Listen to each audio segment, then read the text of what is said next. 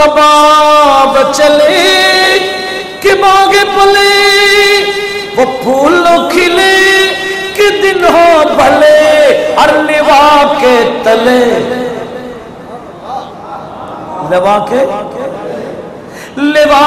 کے تلے ثنا میں کھلے لوا کے تلے ثنا میں کھلے رضا کی زبان تمہارے لیے زمین و زمان تمہارے لیے مکین و مکان تمہارے لیے عطا کرے جو حشر میں رضا کی سبحان اللہ شفاعت کرے جو حشر میں رضا کی سوا تیرے کسی کو یہ قدرت ملی ہے سوا تیرے کسی کو یہ قدرت ملی ہے میرے کملی والے کی شان ہی نرالی ہے دو جہاں کا داتا جب کہ پیدا وہ شاہ زماں ہو گیا جب کہ پیدا وہ شاہ زماں ہو گیا جب کہ پیدا وہ شاہ دور کا فاصلوں سے بتا ہو گیا دور کا فاصلوں سے بتا ہو گیا جلوہ حضرت کا جس جا آیا ہو گیا ہر ستارہ شب مولد مصطفیٰ ہر ستارہ شب مولد مصطفیٰ شمعدہ شمعدہ شمعدہ ہو گیا گلشن طیبہ میں طائر سدرا کا گلشن طیبہ میں طائر سدرا کا آشیاں آشیاں آشیاں ہو گیا جب کہ پیدا وہ شاہ زمان ہو گیا جب کہ پیدا وہ شاہ زمان ہو گیا دور کا فاصلوں سے بتا ہو گیا جلوہ حضرت کا جس جا آیا ہو گیا جلوہ حضرت کا جس جا آیا ہو گیا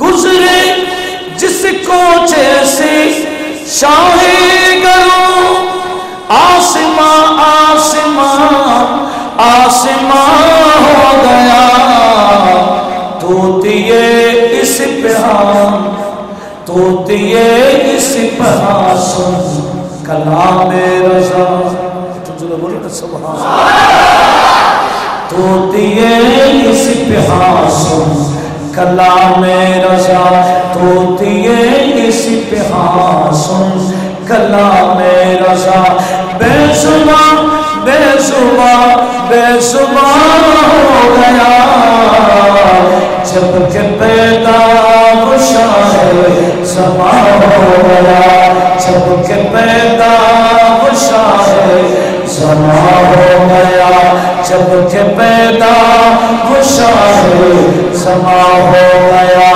دور کا فاصلوں سے بتا ہو گیا جلوہ حضرت کا جس جا آیا ہو گیا گلستاں مجمعے بلبلا ہو گیا جب کہ پیدا وہ شاہ زمان ہو گیا سمانت حاضرین میلاد النبی'r মাহফিল অতীব গুরুত্বপূর্ণ একটা মাহফিল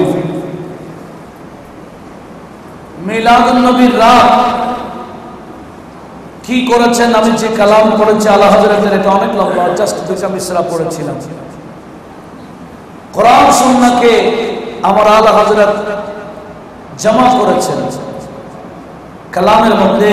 উনি বলেছেন হাল সিতারা শবে মৌলুদ মুস্তাফা শমআদা শমআদা শমআদা হো গয়া। দেখেন মিলাদুন নবীকে উদযাপন করার জন্য আমার ভাইয়েরা লাইটিং করেছে, করেন নাই? অনেক দূর থেকে দেখা যাচ্ছে লাইট, যেখানেই মিলাদুন নবীর অনুষ্ঠান হয় সেখানে লাইটিং সাজানো হয়, পতাকা লাগানো হয়। আমার ওই কিছুক্ষণ আগে আমাদের তাহির হুজুরের জবানে শুনেছেন, অনেকের কাছে এগুলা দেখলে মাথা খারাপ হয়ে যায়, অসহ্য লাগে, ঠিক না? তবে মনে রাখবেন মিলাদুন নবীকে কেন্দ্র করে লাইটিং করা এটা সরাসরি সুন্নাতু ইলাহিয়া, আমার আল্লাহর সুন্নাত। কোরআন শরীফ আছে না, সুন্নাতুল্লাহ লা তাবদীল, আল্লাহর সুন্নাত পরিবর্তন হয় না। আল্লাহর সুন্নাত আছে কি না? নবীজির উপর দরুদ শরীফ পড়া এটাও আল্লাহর সুন্নাত। মিলাদুন নবীকে কেন্দ্র করে সাজানো, বিশেষ করে লাইট লাগানো, এটা আমার আল্লাহর সুন্নাত, আমার আল্লাহর কাছে অতীব পছন্দনীয় একটা কাজ। মেরাজের রাত্রে আমার নবীকে আল্লাহ নিয়ে গিয়েছিলেন আসমানি জগতে। জিবরিল আছে পাশাপাশি, প্রথম আসমান, দ্বিতীয় আসমান, প্রতিটা আসমান দেখালেন। প্রথম আসমানে গেলেন, দেখলেন বিরাট এক বুরুজ, বুরুজ মানে ফিলার। আবার বুরুজ মানে আরবস্তানের টাওয়ারকেও বলে।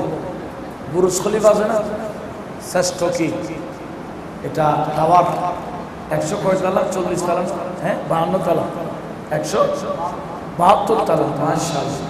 বুরুজ খলিফা, বুরুজ, বুরুজ আল খলিফা না, মাশাআল্লাহ। এই যে বুরুজ দেখলেন, ফিলার দেখলেন নবীজি, আর ফিলার গুলো হলো চামার জবরদস্ত পাথরের, ইয়াকুত পাথরের, যে পাথরগুলো নূরের। সেই পাথর থেকে আলো বের হয়। সেই ইয়াকুত পাথরের দুটা পাথরের নাম, একটার নাম হজরে আসওয়াদ আর একটার নাম মাকাম ইব্রাহিম। এই দুটা ইয়াকুত পাথরের পাথর। নবীজি বলেন তামাসাল্লাহু নূরাহুমা, এই দুই পাথরের নূর জমিনে পাঠাবার আগে আমার আল্লাহ কেড়ে নিয়ে ফেলেছে, উঠাই নিয়ে ফেলেছে। লো লাম ইয়াতমিস নূরাহুমা লা আদাআ মা বাইনাল মাশরিকি ওয়াল মাগরিব। এই পাথরের এত বেশি নূর ছিল, আমার আল্লাহ যদি নূরগুলো উঠাই না নিতেন তাহলে হজরে আসওয়াদ, মাকাম ইব্রাহিম দুই পাথরের আলোতে পৃথিবীর পূর্ব থেকে পশ্চিম আলোকিত হয়ে থাকত। এবার বুঝেন এগুলা কেমন লাইট? হ্যাঁ, দুই পাথরের আলো থেকে পৃথিবীর পূর্ব থেকে পশ্চিম, যদি দুইটা ছোট ছোট পাথরের লাইটে গোটা পৃথিবীর পূর্ব পশ্চিম আলোকিত হয়ে থাকতে পারে, সেই পাথর দ্বারা যদি ফিলার বানায় অবস্থা কি হবে? আমার নবীজি দেখলেন এত সুন্দর ফিলার, ইয়াকুত পাথরের, জবরদস্ত পাথরের, গোটা আসমান আলোকিত হয়ে গেল। জিবরিল বললেন ইয়া রাসূলুল্লাহ, এটা কোন বুরুজ, এটা কোন ফিলার আপনি জানেন? বলে বলো না। ইয়া রাসূলুল্লাহ, আমার আল্লাহ আসমান যখন বানিয়েছিলেন তখন এই ফিলার ছিল না। এই ফিলার গুলো আমার আল্লাহ বানিয়েছেন, প্রতিটা আসমানে আসমানে বানিয়েছিলেন। যেদিন আপনি নবীর মিলাদ হবে, মিলাদের রাত্রে আসমানি জগৎকে সাজাবার জন্য এই বুরুজগুলো, এই ফিলারগুলো আমার আল্লাহ সাজিয়েছিলেন। আপনি নবীর মিলাদের রাত্রে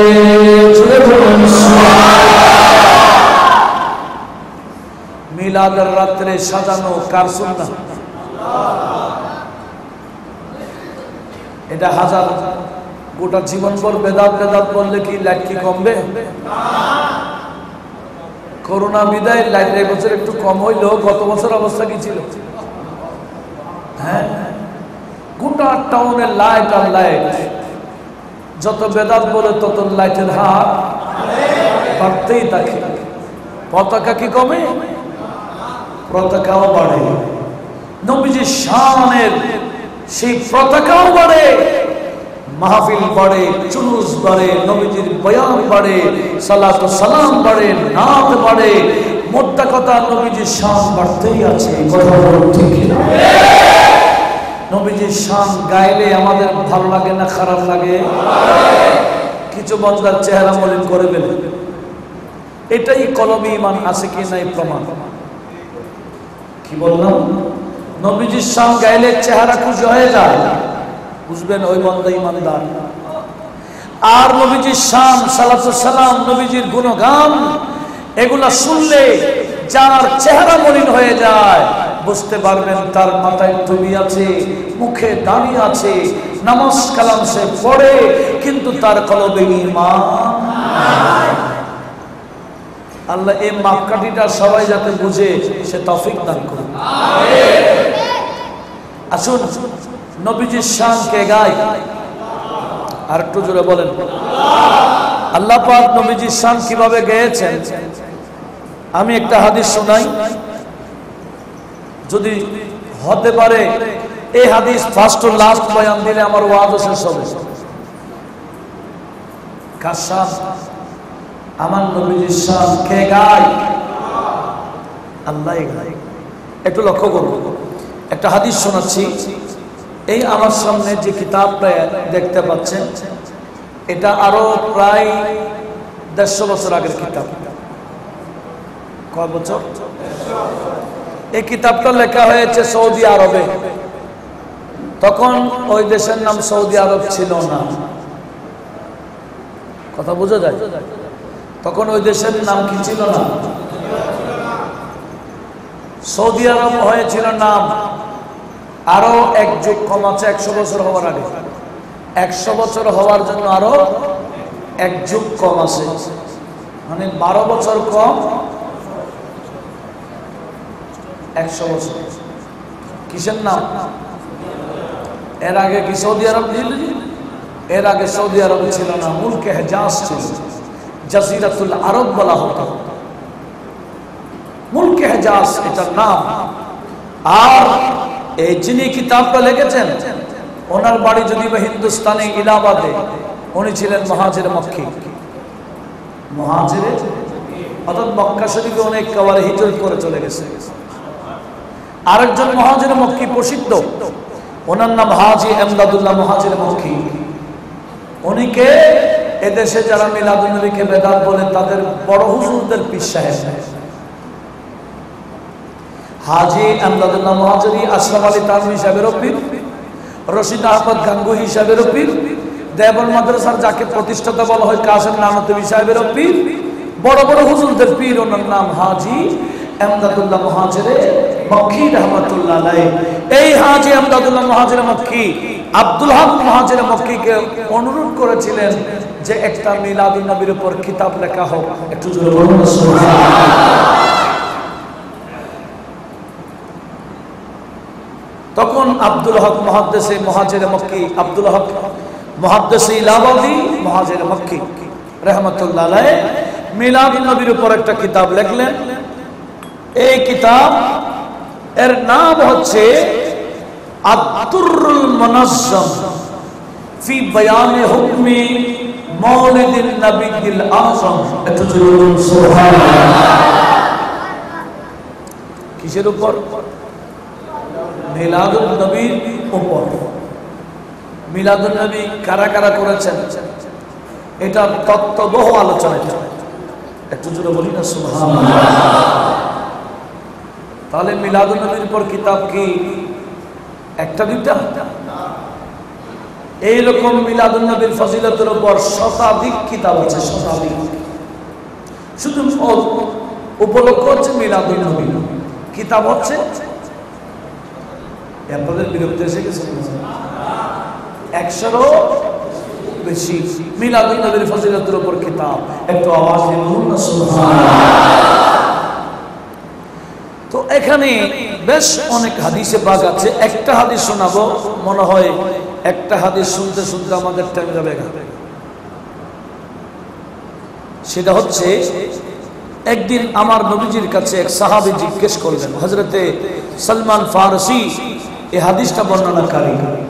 সালমান ফারসি নবীজির বিখ্যাত সাহাবী, সাহাবীদের মধ্যে যিনি বেশি হায়াত পেয়েছিলেন। উনি আগে ইহুদি ছিলেন, তারপরে নসারা ছিলেন, তারপরে হয়েছেন মুসলিম হয়ে সাহাবী রাসূল। 350 বছর প্রায় হায়াত উনি পেয়েছিলেন। কয় বছর? কেউ বলছে 250 বছর। 250 বছর হলো কি কম? আচ্ছা আচ্ছা, উনি হাদিসটা বর্ণনা করেন। আল্লামা ইবনে আসাকির তার তারিখে দামেশকিল কবিরের মধ্যে নোট করেছেন, কিনা লিন-নবী সাল্লাল্লাহু আলাইহি ওয়াসাল্লাম, সাহাবীদের মধ্যে কে যেন আমার নবীকে বললেন, কি বললেন? কাল্লামাল্লাহু মূসা তাকলিমা, খালাকা ঈসা মির রূহিল কুদসি, ওয়াত্তাখাযা ইব্রাহিমা খলিলা, ওয়াসতাফা আদামা, ফামা উতিতা মিনাল ফাদলি। সুবহানাল্লাহ। নবীজির থেকে জানতে চাইলেন, ইয়া রাসূলুল্লাহ, আমার আল্লাহ মূসা, হযরত মূসাকে কালিমুল্লাহ বানালেন, ওনার সাথে কথা বলেছেন।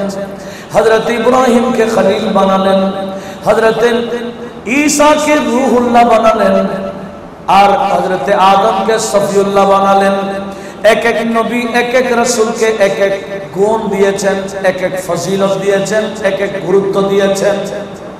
তো ফামা উতিতা মিনাল ফাদলি, ইয়া রাসূলুল্লাহ, আল্লাহ পাকের পক্ষ থেকে আপনি নবীকে কি ফজিলত, কি গুরুত্ব দেওয়া হয়েছে আমাদেরকে একটু শোনান, জোরে বলুন সুবহানাল্লাহ। নবীজির ফজিলত গুরুত্ব কম না বেশ? কেমন বেশ? একটু লক্ষ্য করুন। এদিকে সাহাবী জিজ্ঞেস করলেন আমার নবীর থেকে, আর আমার নবীর থেকে নবী উত্তর দিতে হয় নাই, আমার আল্লাহ উত্তর পাঠিয়ে দিচ্ছেন। আমার আল্লাহ উত্তর কেমন পাঠাচ্ছেন দেখেন। ফাহাবাতা জিবরাইল, সাহাবী প্রশ্ন করতে দেন না, এদিকে জিবরিল এসে পৌঁছে গেলেন। ফাকালা ইন্না রাব্বাকা ইয়াকুল, জিবরিল এসে বললেন, ইয়া রাসূলুল্লাহ, আপনার সাহাবী আপনার ফজিলত সম্পর্কে জানতে চাইছিল, আর আপনাকে বলার দরকার নাই, আপনার ফজিলত বয়ান করার জন্য আমাকে পাঠিয়েছেন, আর আপনার ফজিলত মহান রব্বুল আলামিন নিজেই বয়ান দিচ্ছেন। নবীজির গুণ বয়ান দিচ্ছেন কে? এটা বয়ান দেওয়ার জন্য আমাকে পাঠিয়েছেন। জিবরিলকে আল্লাহ নবীজির গুণ বয়ান দেওয়ার জন্য পাঠালেন। এবার গুণ শুরু, আপনাদের মনোযোগ লাগবে, আছে কিনা মনোযোগ? আমার আল্লাহ বলেন, ইন কুনতু আত্তাখাযতু ইব্রাহিমা খলিলা, ইয়া রাসূলুল্লাহ, আমি যদিও বা ইব্রাহিমকে খলিল বানাইলাম, হযরত ইব্রাহিমকে খলিল বানিয়েছি ঠিক, কিন্তু ফাকাদ ইস্তাখাতুকা, আল্লাহ বলেন ফাকাদ ইত্তাখাযতুকা হাবিবা, আমি তো আপনাকে খলিল বানাই নাই, আমি আপনাকে হাবিব বানিয়েছি। খলিল মানেও বন্ধু, হাবিব মানেও বন্ধু। তো ইব্রাহিমকে খলিল বানালেন, আমাদের নবীকে হাবিব বানালেন। খলিল এবং হাবিবের মধ্যে পার্থক্য কি জানার দরকার আছে না? খলিল মানে যিনি নিজের জান কোরবান করে, নিজের আওলাদ কোরবান করে, নিজের সম্পদ কোরবান করে, নিজের সব প্রিয় কিছু কোরবান করে আল্লাহকে রাজি করতে চায়, ওনার নাম খলিল। ওনার নাম কি? ওনাকে আগুন নিক্ষেপ করছে না? একটু জোরে বলেন না। উনি চাইলে বল না না তোমরা যা বলো ঠিক আছে, আমি আগুনে, আমাকে ফেলিও না, বলতে পারতো না? কিন্তু উনি বলে না, আমি আমার আল্লাহর জন্য আগুনে পড়তেও রাজি। একটু জোরে বলুন না সুবহানাল্লাহ। উনি তো আগুনে পুরো একেবারে ছাড়ি হয়ে গেছিলেন, ঠিক না? মশ আছে, আগুনে পুড়ে গেছিলেন? পুরেন না। কিভাবে পড়বে, কিভাবে পড়বে? নবীজির চাচা হযরত আব্বাস বলতেছেন, হযরতে আব্বাস কি বলেছেন? ইয়া রাসূলুল্লাহ, হযরত ইব্রাহিমকে আগুনে ফেলা হয়েছিল,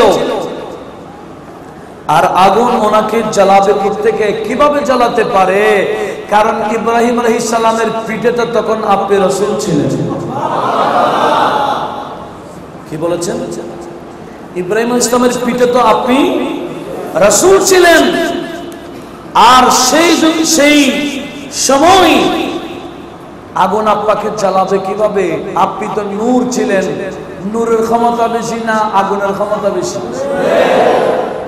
আমাদের দেশে অনেকে আবার কোরআন পড়ে না, মাইকে বলে কোরআন এটা নূর, এটা আগুন,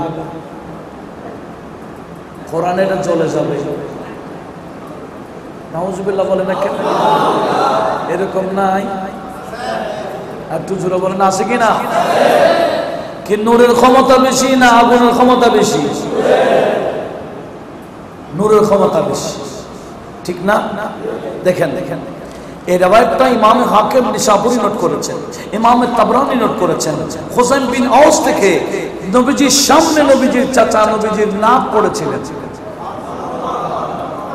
নবীজির সামনে নবীজির চাচা নবীর সামনে যে নাম পড়েছিলেন, সেখানে বলেছিলেন ওয়া আনতা লাম্মা ওয়ালাদতা আশরাকাতিল আরদু ওয়া দাআত বিনূরিকা আল উফুকু। চাচা বলেছিলেন, ইয়া রাসূলুল্লাহ, কেউ না দেখলে আমি তো দেখেছিলাম। লাম্মা ওয়া আনতা লাম্মা ওয়ালাদতা, যেদিন আপনার যখন আপনার মিলাদ হচ্ছিল, যখন আপনার মিলাদ হচ্ছিল, পৃথিবীর জমিনে যখন আপনার আগমন হচ্ছিল, অন্য কেউ না দেখলে আমি তো দেখেছি।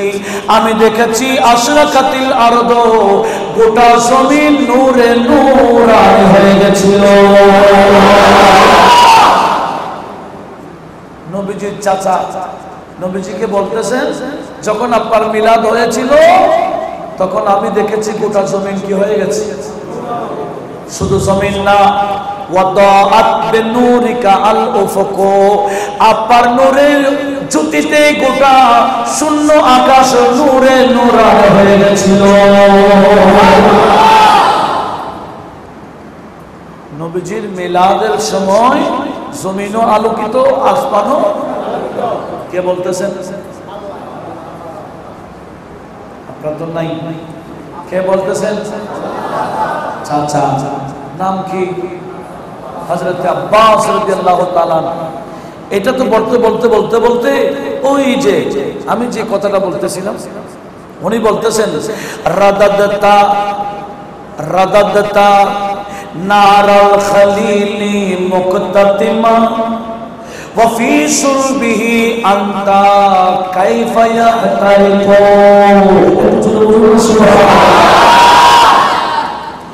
নবীজির চাচা নবীজিকে সম্বোধন করে বললেন, ইয়া রাসূলুল্লাহ, ইব্রাহিম আলাইহিস সালামকে আগুনে ফেলা হয়েছিল, আর আগুনের ক্ষমতা আপনি রদ করে দিয়েছেন। আপনি আগুনের ক্ষমতাকে রাদাদতা নারাল খলিলি, খলিল আলাইহিস সালামের আগুনকে আপনি রদ করে দিয়েছেন। মুক্তাতিমা, আপনি গোপন থেকে। আপনাকে তখন দেখা যায়নি, তখন আপনি কোথায় গোপন ছিলেন? ফি সুলবিহি, ওনার পিঠে। ইব্রাহিম ইসলামের পিঠে আপনি গোপনে থেকে আগুনকে দূর করে দিয়েছেন। ওয়ান্তা কাইফা ইয়াহতারিকু, ওনার পিঠে যখন আপনি ছিলেন আগুন ওনাকে কিভাবে জ্বালাইতে পারে? একটু আওয়াজ বলুন সুবহানাল্লাহ। বলেছেন চাচা। কার সামনে? আপনারা আমার কথা বুঝতেছেন না মনে হয়? কি ওয়াজ বুঝতে কি কষ্ট হচ্ছে? বলছেন চাচা। কার সামনে? কার সামনে? আমার নবী কি না বলেছেন? নবীজি মুস্কি মুস্কি হাসে আরো দোয়া করে দিয়েছে। দোয়া কি? বলে চাচা কুল কুল, আপনি বলুন বলুন, লা ইউফাদ্দিদুল্লাহ ফাম, আমি দোয়া করছি আল্লাহ তার মুখ ঠিক রাখুক, আপনার দাঁত যথাযথ রাখুক। কি বুঝছেন? তাহলে বোঝা গেল ইব্রাহিম আলাইহিস সালামের আগুন, এই যে আগুন ওনাকে জ্বালাইতে পারে নাই। কেন? বলে সেখানে ইব্রাহিম আলাইহিস সালামের পিঠে আল্লাহর নূর ছিল। নূরের ক্ষমতা বেশি না আগুনের ক্ষমতা বেশি? নূরকে আগুনে জ্বালাইতে পারে? এই মাইকেটা কি? আগুন। আর কালামুল্লাহ নূর। নূরকে কখনো আগুনে জ্বালাইতে পারে না। যারা বলে চলে যায় আসলে তারা বুঝে না। আমরা দোয়া করব আল্লাহ সবাইকে বোঝার তৌফিক দান করুন, আমিন। এটা তো চাচা বলেছেন, আর চাচা বলেছেন আরবিতে। আমার আলা হযরত এটাকে উর্দু অনুবাদ করে দিচ্ছেন। তাও ওই যে হেদায়েত বসির তৃতীয় খণ্ডের এই প্রথম বর্তমান যেগুলো মার্কেটে আছে এগুলোকে নাই। কি বলেছেন? ফাজে জলিলে खलील से पहुंचो, फैज़े जलीले खलील से पहुंचो, आग में बागे लगाते ये, आग में बागे लगाते ये सारा दुनिया।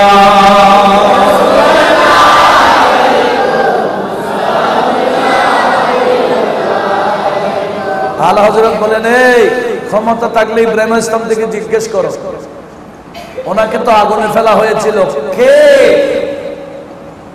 ওনাকে রক্ষা করেছিলেন? বলেছেন ইব্রাহিম আলাইহিস সালামের আগুনকে আগকে বাগ বানাই দিলেন, আগুনকে বাগান বানাই দিলেন কে? ইয়ে হে মানে আমাদের নবীজি। একটু জোরে বলুন সুবহানাল্লাহ। फाज़े जलीले खलील से पहुंचो, फाज़े जलीले खलील से पहुंचो, आग में बागे लगाते ये, आग में बागे लगाते ये सारा दुनिया।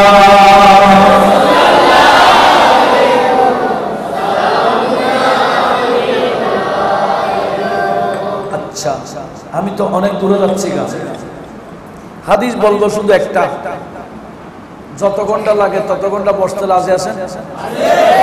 কিন্তু হাদিস শোনাবো যত ঘন্টা লাগে, এর একটা হাদিস বলেন ইনশাআল্লাহ। আমার আল্লাহ কি বললেন? কি বললেন? আয় আমার বন্ধু, আমি ইব্রাহিমকে বানাইলাম খলিল, আর আপনাকে বানাইলাম। একটু বলেন না পার্থক্য কি? খলিল চায় নিজের জান কোরবান করে হোক। নিজের ছেলে অনেকদিন পরে পাইছিল ছেলেটাকে, এরপরে আল্লাহ বলছেন কোরবানি দেওয়ার জন্য, কোরবানি দিতেও নিয়ে গেছেন, গলায় ছুরি ছলাই দিয়েছিলেন। কথা বলুন ঠিক কি না? কাকে রাজি করার জন্য? আল্লাহ ওনাকে অনেক সম্পদ দিয়েছিলেন, সব সম্পদ কোরবান করে দিলেন কার জন্য? কাকে রাজি করার জন্য? তাহলে বোঝা গেল খলিল মানে কে? যিনি সবসময় কাকে রাজি করতে চায়? হাবিব মানে কি? হাবিব মানে আল্লাহ, যিনি আল্লাহ যাকে রাজি করতে চান। বলে এটা কি ধরনের কথা? বলে এটা কোরআনে কথা। আল্লাহ বলেন ওয়ালা সাওফা ইউতিকা রাব্বুকা ফাতারদা। রাসূল আমি আল্লাহ আপনাকে দিতে যাব। কতক্ষণ দিব? যতক্ষণ আপনি রাজি হবেন না ততক্ষণ দিতে যাব। নবীজিকে আল্লাহ দিতে আছে। কতক্ষণ দিবেন? যতক্ষণ নবীজি সন্তুষ্টি হবেন না ততক্ষণ দিবেন। আর যেদিন নবীজি বলবেন আল্লাহ বাস হয়েছে আর দিয়ে লাগবে না, সেদিন আমার আল্লাহ দেওয়া বন্ধ করবেন। একটু বলবেন না সুবহানাল্লাহ। আর আমার নবীজি বলেন আমিও রাজি হব না। সুবহানাল্লাহ বলেন। আল্লাহ আমাকে রাজি হয়েছে কিনা জিজ্ঞেস করবো, আমি হলো হই নাই। আমি বলবো কি হই নাই। রাসূল আপনি কতক্ষণ রাজি হবেন না? নবীজি বলেন আমার কোন গুনাহগার উম্মত একজনও যদি জাহান্নামে তাকে আমি রাজি হব না।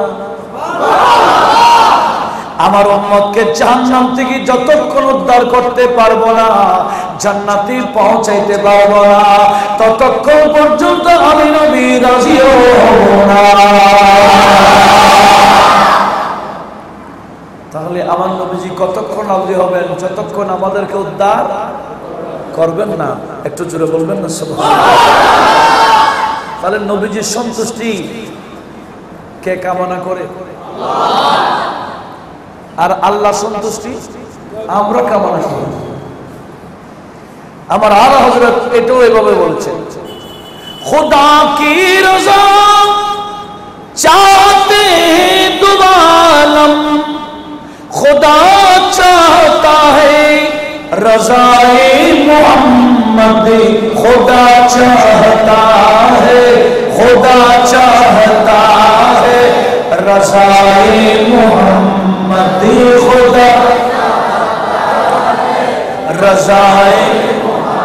खुदा चाहता है रज़ाए मोहम्मद के अर्श हक़ ज़ेर पाए मोहम्मद सलामुल्लाह।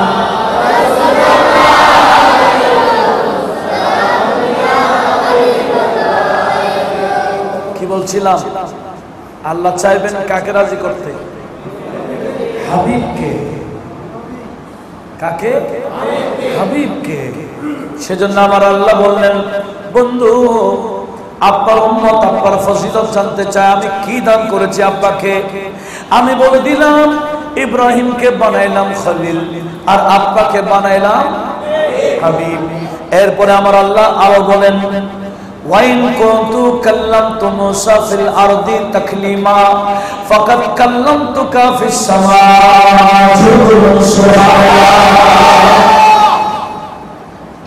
রাসূল আমি মূসা আলাইহিস সালামের সাথে কথা বলেছি,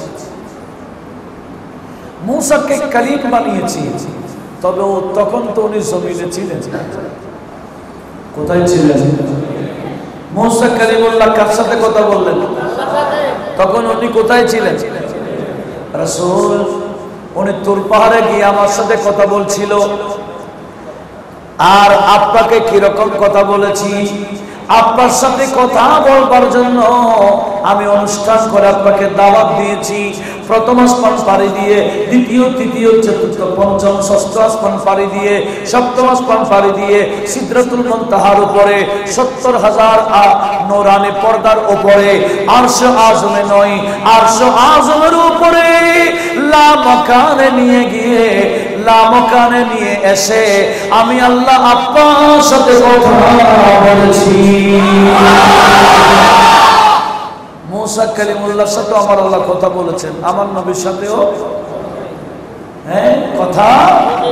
কিন্তু বেশ কম কি?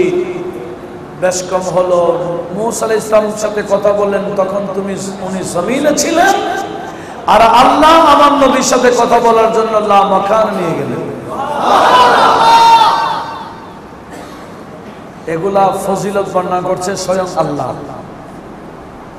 লক্ষ্য করুন, এরপরে আমার আল্লাহ বলেন ওয়াইন কুনতু খালাকতু ঈসা মিন রূহিল কুদসি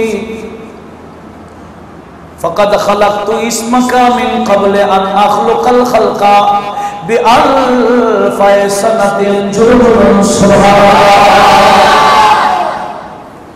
আল্লাহ বলেন বন্ধু আমার, হযরত ঈসাকে আমি ফুক দিয়ে বানাইলাম। ফুক মানে ফুক বুঝেন তো? হ্যাঁ, ফুকেরি দাম ফুয়া বলি যে আমরা। ফুক কেমন ফুক? বলে কোচ সম্মানিত। আমি আল্লাহ ঈসাকে বানাইলাম সম্মানিত ফুক দ্বারা। তাহলে সব মানুষ মাটির তৈরি না। ঈসা আলাইহিস সালাম মানুষ ছিল। ঈসা আলাইহিস সালাম কি মাটির তৈরি না ফুকের তৈরি? একটু ভালো করে খেয়াল করে। তাহলে আমার আল্লাহ মানুষ বানাইতে পারে কি দ্বারা? ফুক দ্বারা। তো যিনি ফুক দ্বারা মানুষ বানাইতে পারে উনি নূর দ্বারা বানাইতে পারে না? কেন সন্দেহ করতেছে? কেন এত আপত্তি? আল্লাহ সবাইকে বোঝার তৌফিক দান।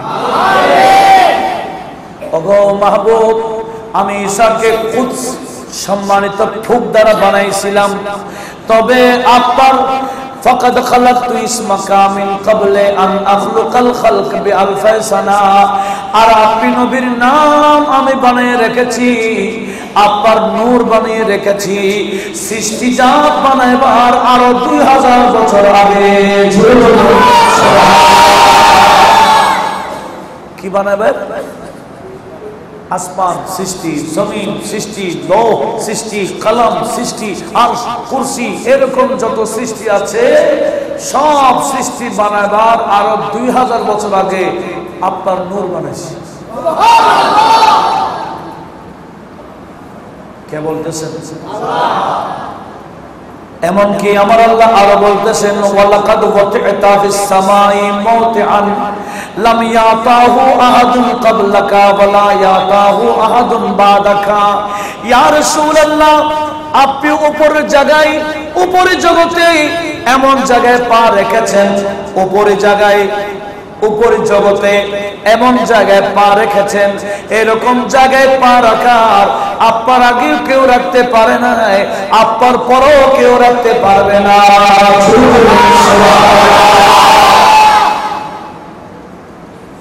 কথাগুলো কঠিন হচ্ছে, মনোযোগ না দিলে বোঝা যাবে না। আপনি পা রেখেছেন কোথায়? সেই ওলিয়াতে, সেই ওলিয়াতে পা রেখেছেন। এটা কোথায়? বলে এটা ফাওকাল আরশ, আরশের উপর। আরশের উপরে আপনি পা রেখেছেন, সেখানে আপনার আগেও কেউ রাখতে পারে নাই, আপনার পরেও কেউ পারবে না। সেজন্য আমার আলা হযরত কি বলেছেন জানেন? আলা হযরতের প্রতিটা কালাম হয়তো কোরআন অথবা সুন্নাহ। আলা হযরত বলেন নবীজিকে আল্লাহ ওটাতে ওটাতে এত উপর উঠাই নিলেন, আরশে আযম নবীজির পায়ের নিচে। কারণ নবীজি পা রেখেছেন ওলিয়াতে, নবীজির পা উপরে, আরশ কিসের নিচে? আর একটু জোরে বলেন, কিসের নিচে? নবীজির পায়ের নিচে। এই কথাটা আমার আলা হযরত এভাবে বলেছেন, সহে ইজ্জত ইতলাই মুহাম্মদ সাল্লাল্লাহু আলাইহি ওয়াসাল্লাম, সহে ইজ্জত ইতলাই মুহাম্মদ কে আরশে হক ज़ेर पाए मोहम्मद के अर्शे हक ज़ेर पाए मोहम्मद। ज़ेर पाए माने একটা জের আর একটা জবর। জবর মানি জের মানি, জেরে পায় মানে কি? বলে জেরে পায়ে মোহাম্মদ, মোহাম্মদ সাল্লাল্লাহু আলাইহি ওয়াসাল্লামের পায়ের নিচে কি? বলে আরশে হক। के अर्श हक ज़ेर पाए मोहम्मद کہ عرش حق زیر پائے محمد سہے عزت و اعتلائے محمد کہ عرش حق زیر پائے محمد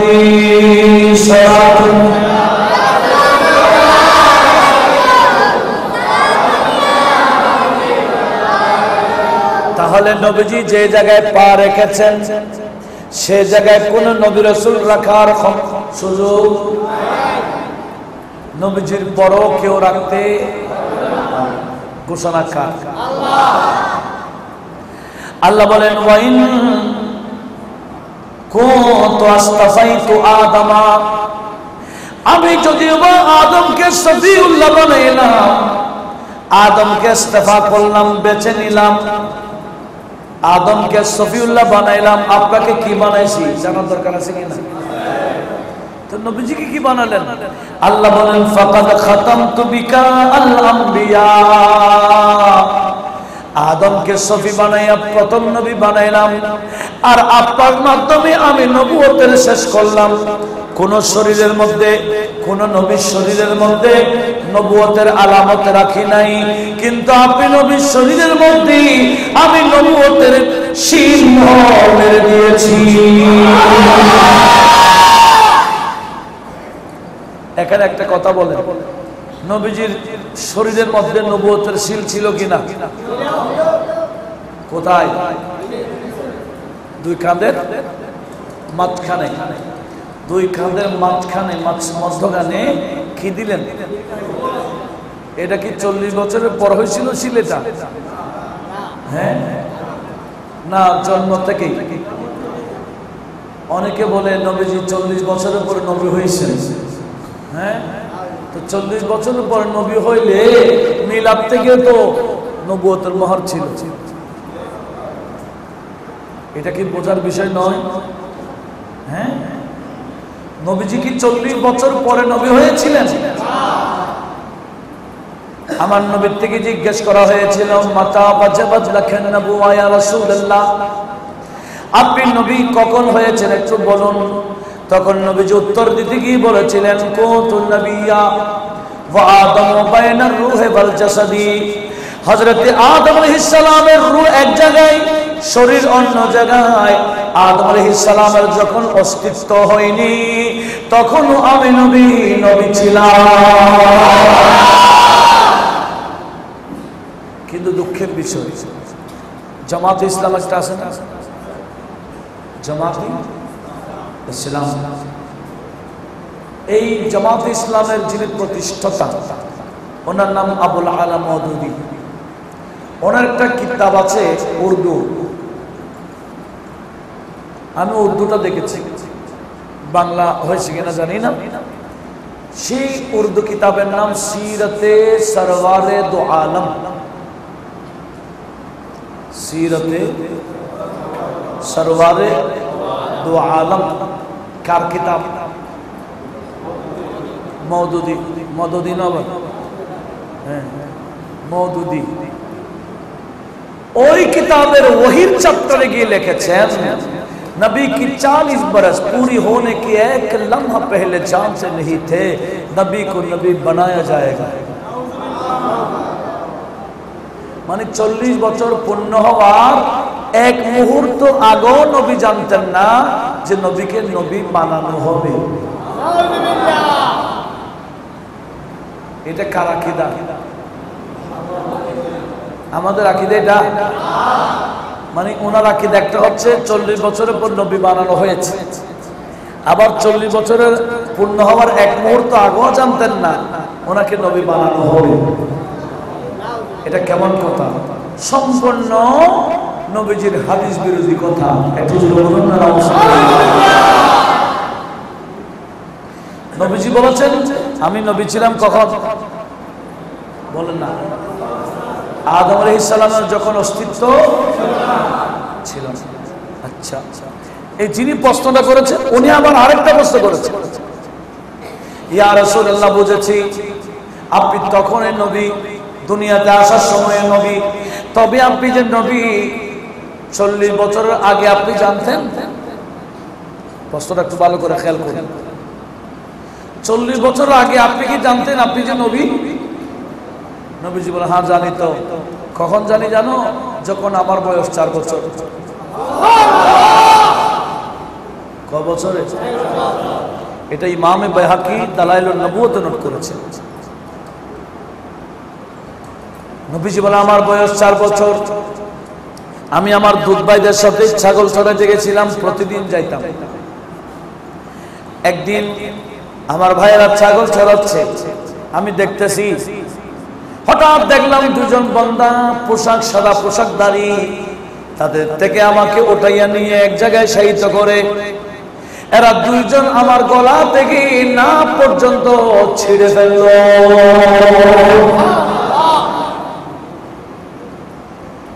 আমার কলব বের করে দিচ্ছে। আমার রক্তও পড়ে নাই, কষ্টও পাই নাই। একটু জোরে বলবেন না সুবহানাল্লাহ। এই যে সিনা যখন ছিঁড়ে ফেলেছে, দেখেছে কারা? দুধ ভাইরা দিলেন দৌড় মায়ের কাছে। মা, আমাদের কুরাইশি ভাই, কুরাইশি ভাইকে তো মেরে ফেলেছে, মেরে ফেলেছে, কুরাইশি ভাইকে মেরে ফেলেছে বলতে হালিমাতুস সাদিয়া দৌড়তে দৌড়তে আসছেন। এসে দেখতেছেন ছাগল চড়তেছে আর নবীজি সুন্দর দাঁড়িয়ে আছেন। তখন নবীজির বয়স, তখন হালিমাতুস সাদিয়া বলে, কি রে মুহাম্মদ, তোমার কি হলো? তোমার ভাইরা কি মিথ্যা বলেছে? তোমার ভাইরা বলেছে আমাদের কুরাইশি ভাইকে মেরে ফেলেছে, মেরে ফেলেছে। তুমি তো সুস্থ দেখি দাঁড়িয়ে আছো, এরা কেন মিথ্যা বলল? তখন নবীজি মুস্কে হাসি দিয়ে বলেন, মা দেখেন, মা দেখেন। বলে নবীজির এই পেট থেকে সিনা পর্যন্ত দেখাই দিলেন। দেখতেছেন টাটকা সেলাই করা হয়েছে, এই মাত্র সেলাই করা হয়েছে, সম্পূর্ণ সেলাই দেখা যাচ্ছে। এটা অলৌকিক নয়? এটা কি অলৌকিক নয়? বলেন না, এটা কি স্বাভাবিক? রক্ত পড়ে নাই, কিছু হয় নাই। হালিমাতুস সাদিয়া দেখে অবাক হয়ে গেছেন। বাবা কি হয়েছে?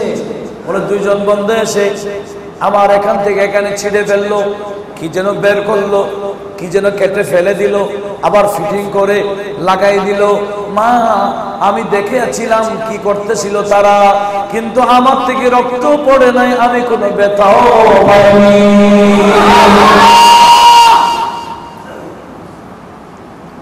তখন হালিমাতুস সাদিয়া এই ঘটনার পর থেকে ওনাকে মক্কায় নিয়ে গেছেন মা আমেনার কাছে। বলে, এই ছেলেকে আমি আবার রাখবো না, আবার কোন মুসিবতে পড়ি। আমি আনছিলাম, কারণ আমার নবীকে হালিমাতুস সাদিয়া 2 বছরে মা আমেনার কাছে নিয়ে গেছিলেন দুধ খাওয়াবার পরে। 2 বছর কে খাওয়াই? দুধ খাওয়ানোর পরে হালিমাতুস সাদিয়া মা আমেনার কাছে আনছিলেন। আবার অনুরোধ করেছিলেন, ওগো আমেনা, মানুষ তো দুধ খাওয়ায় 2 বছর, আমিও বাচ্চাকে 2 বছর দুধ খাওয়াইছি, আপনি কিছুদিনের জন্য আমাকে দেন না? বলে, কেন? বলে, এই ছেলেকে, এই বাচ্চাকে নিয়ে যাওয়ার পর থেকে আমার তরক্কি, আমার উন্নতি, আমার চতুর্দিকে সব বরকত আর বরকত হচ্ছে। এই ছেলে যদি আপনাকে দিয়ে জায়গা, মনে হচ্ছে আমি বরকত থেকে মাহরুম হয়ে যাব। আপনি কিছুদিনের জন্য আপনার ছেলেটা আবার নিয়ে যাব। একটু জোরে বলুন সুবহানাল্লাহ। তখন মা আমেনা খাতুন আমার নবীকে আবার দিয়ে দিলেন। আরো ক বছর লাগছে? আরো 2 বছর রাখার পরে, এই ঘটনার পরে হালিমাতুস সাদিয়া আমাদের নবীকে আপন মা হযরত আমেনা রাদিয়াল্লাহু তাআলা আনহার কাছে এসে হাত উঠাই দিয়েছিলেন। একটু জোরে বলুন সুবহানাল্লাহ। এই হাদিসটাকে নোট করে নবীজি বলেছিলেন, যাবে শোনো শোনো। তখন আমার বয়স কত? 4 বছর। সেদিন 2জন আগত বান্দার মধ্যে একজন ছিলেন জিবরাইল, আরেকজন ছিলেন মিকাইল।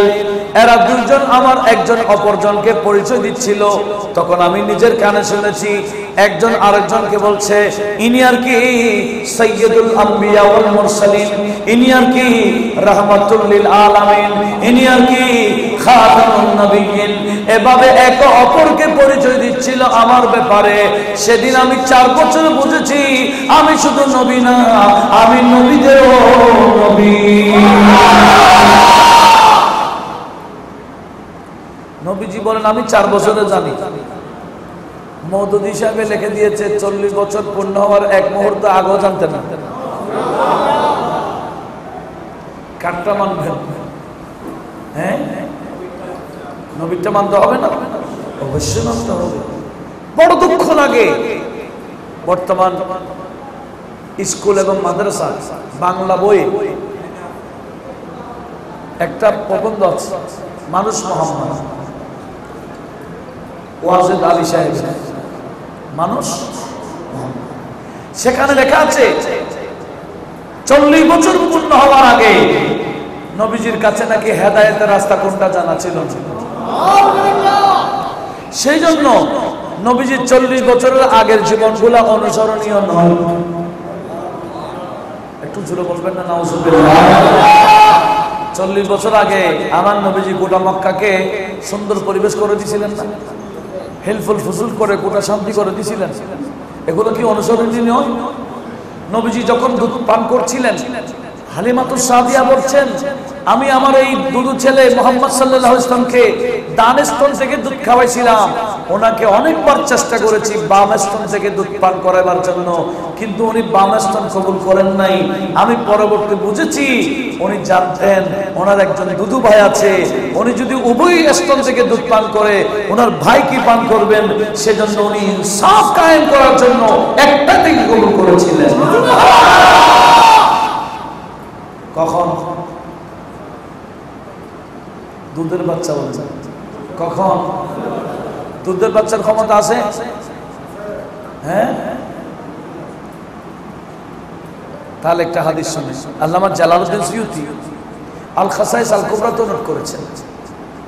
হযরতে আব্বাস রাদিয়াল্লাহু তাআলা আমার নবীজিকে বলছেন ইয়া রাসূলুল্লাহ, চাচা হয়েও নবীকে বলতেছেন ইয়া রাসূলুল্লাহ। আগে তো অনেক বন্দারা ইয়া রাসূলুল্লাহ বলা যায় নাই বলতো। গতকালে ফেসবুকে দেখছি এই কওমি অঙ্গনের এক বড় হুজুর, তাদের আপনারা পাইছেন কিনা জানি না, হ্যাঁ, ওই বন্দা প্রশ্ন উত্তর দিচ্ছে, এখন দিচ্ছে ইয়া রাসূলুল্লাহ বলে নবীজির উপর দরুদ শরীফ পড়া, নাত শরীফ পড়া, গুণকীর্তন করা এটা শুধু জায়েজ না বরঞ্চ মুস্তাহাব। কিরে ভাই এগুলো আগে বলতে, এই তো ফিতনা ফাসাদ তো হইতো না। কথা বলুন ঠিক কি না? কতকালের কথা বলতেছে ওই মামুনুল হক, কে মামুনুল হক, উনি প্রশ্ন উত্তর দিচ্ছেন, বলে ইয়া রাসূলুল্লাহ বলে নবীর গুণকীর্তন করা এটা শুধু জায়েজ না, এটা মুস্তাহাব। তো আগে তাদের বড় বড় হুজুররা বলছিল কি ইয়া রাসূলুল্লাহ বললে শিরক, এগুলো বলে বলে তো ফিতনা লাগাই দিছে। আরেক বন্ধু ইয়া রাসূলুল্লাহ স্লোগানকে ফালতু স্লোগান বলছে, আপনারা শোনেন নাই? তাদের এক এক হুজুর এক এক কথা, কিন্তু আমরা আহলে সুন্নাত ওয়াল জামাতের আকীদা যারা আছি, বড় হুজুর যে কথা ছোট হুজুর একই কথা। আমাদের কথার মধ্যে কোনো বেশ কম নাই, কারণ কোরআন হাদিস তো বেশ কম নাই, আমরা তো কোরআন হাদিস থেকেই বলি। কথা বলুন ঠিক কি না? আর যারা নিজের পকেট থেকে বলে, এক একজনের পকেট এক একটা বের হবে। যেমন এই আজিজুল হক আল মাদানী একজন আছে, কওমি অঙ্গে, নাম কি? উনি ওয়াজ করতেছেন, আমি নিজের কানে শুনছি। আমি তখন মাহফিলে যাচ্ছি আদাজার রোডে বড়দিঘির পারে একটা মাদ্রাসার মাহফিল, উনি ওয়াজ করতেছেন, তবে আবু লাহাব জাহান্নামে গেছে মিলাদুন নবী করে করে। কেন? বলে তার কাছে সিরাতুন নবী ছিল। এই যে একটা কথা বলে দিল, আবু লাহাব জাহান্নামে গেছে মিলাদুন নবী করে। আমি 30 পারা কোরআন দিলাম, হাদিসের যত কিতাব আছে সব দিব, একটা হাদিস বের করেন তো, একটা কোরআনের আয়াত বের করেন তো আবু লাহাব মিলাদুন নবী পড়ে মিলাদুন নবী করে জাহান্নামে গেছে। পারবে বের করতে? বরঞ্চ তার কথার বিপরীত পাবে বুখারী শরীফ। সে যে কথা বলছে তার কথার সম্পূর্ণ বিপরীত পাবে কোথায়? বুখারী শরীফে। আবু লাহাব এখনো ফয়েজ পাচ্ছে কবরে, সোমবারে এই শাহাদাত আঙ্গুল দিয়ে কি যেন বের হয়, চুষে আযাব হালকা হয়। কেন? বলে বেতাকাতে সুয়াইবা, আমার ভাতিজার মিলাদ হয়েছিল, আমি খুশি হয়ে, আমার ভাতিজার মিলাদে খুশি হয়ে শাহাদাত আঙ্গুল দিয়ে ইশারা করে ওই বান্দিকে আযাব করে দিয়েছিলাম। আমার আল্লাহ খুশি হয়ে এগুলা দিয়ে কি যেন বের করে আমি চুষলে আযাব হালকা লাগে। এটা আছে বুখারী শরীফ। কোথায়? তাহলে ওই বান্দার সাথে বুখারী শরীফের সাথে মিল আছে? কোরআন শরীফে আছে না আবু লাহাব জাহান্নামে যাবে? আছে বলেন না? আল্লাহ বলেন সায়াসলা নারান যাতা লাহাব, আছে কি না? আছে। মুখস্থ নাই এটা? সায়াসলা, পৌঁছে যাবে অতি শীঘ্রই, নারা জাহান্নামে, যাতা লাহাব স্পঙ্গ, একবারে স্ফুলিঙ্গ উত্তপ্ত দাও দাও করে জ্বলন্ত আগুনের মধ্যে কে পৌঁছে যাবে? আবু লাহাব। শুধু আবু লাহাব না, ওয়ামরাতুহু, তার স্ত্রী সহ। আবু লাহাব এবং তার স্ত্রী সহ কোথায় যাবে? জাহান্নামে। কেন? মিলাদ নবী করছে সেজন্য? না। কত বড় মরদুদি কথা, কত বড় কোরআন বিরোধী কথা। কোরআনে সূরা লাহাব নাযিল করেছে আমার আল্লাহ শুধুমাত্র আবু লাহাব আমার নবীর শানে বেয়াদবি করার কারণে, বেয়াদবি করার কারণে জাহান্নামে যাবে বলছে আমার আল্লাহ। কথা বলুন ঠিক কি না? আল্লাহ বললেন কি আর কওমি হুজুর বলে কি, সম্পূর্ণ কোরআন বিরোধী। তাহলে এক একজন তাদের এক এক পকেট থেকে এক এক কথা বের হয়, সেজন্য তাদের কথার সাথে মিল নাই। এটাই আমি আপনাদেরকে বলি। অনেকে দেখি ঘুমাচ্ছে, কটা নাকি কষ্ট বেশি হচ্ছে মনে হয়। হ্যাঁ, একটু আমি হাদিসটা শেষ করতে কিন্তু সময় লাগবে। হাদিসের এখনো মাত্র শুরু, এটা কি শেষ করতে হবে না? হ্যাঁ, আমি তো এখনো মাঝামাঝি তো যেতে পারিনি। হাদিসটা শেষ করে যাব, রাত দরকার হলে শেষ হবে। আল্লাহ কবুল করুন। আমি কি বলতে চেয়েছিলাম, তাহলে মনোযোগ আছে তো? আমার নবীজির শিলমোহর ছিল কিনা? কখন? 40 বছর পরে না আগেও? হযরত আব্বাস নবীজির থেকে বললেন, ইয়া রাসূলুল্লাহ, আমি আপনার উম্মত হবার জন্য উদ্যোগী কখন হয়েছি জানেন? বলে, চাচা বলেন না কখন হয়েছে? আপনি আমার সাহাবী হওয়ার জন্য এত উদ্যোগী কেন হলেন? তখন চাচা বলেন, ওগো আমার ভাতিজা, ইয়া রাসূলুল্লাহ, আমি আপনাকে বলতে চাই, আমি আপনার উম্মত হওয়ার উদ্যোগী হয়েছি ওই সময় যখন আমি আপনার থেকে আপনার নবুয়তের আলামত দেখেছি। সুবহানাল্লাহ। আপনার নবুয়তের আলামত দেখেছি। চাচা কখন দেখেছেন, কি দেখেছেন একটু শোনান তো। তাক তাক নড়াচড়া করি, একটু খেয়াল করি। কি বলছিলাম? চাচা বলুন। তখন আমার নবীজির চাচা হযরত আব্বাস বলে, ইয়া রাসূলুল্লাহ, আপনি ছিলেন ধুল নয়, আপনি ছিলেন ধুল নয়। তখনও আমি আপনার চাচা দেখেছিলাম, পূর্ণিমার রাত ছিল, হঠাৎ করে দেখি আকাশের চাঁদ একবার এদিকে আরেকবার এদিকে এরকম ঝিলমিল করছে। জীবন এরকম দেখি নাই, চাঁদ এরকম ধরতে দেখি নাই। আমি তাড়াতাড়ি আপনার বাড়িতে ঢুকে গেছিলাম। আমি ঢুকে দেখেছি আপনি তো বাচ্চা ছিলেন, দুধের বাচ্চা ছিলেন। আপনার ছোট ছোট আঙ্গুলের ইশারা যেদিকে হচ্ছে, চাঁদও সেদিকে ঢুকে।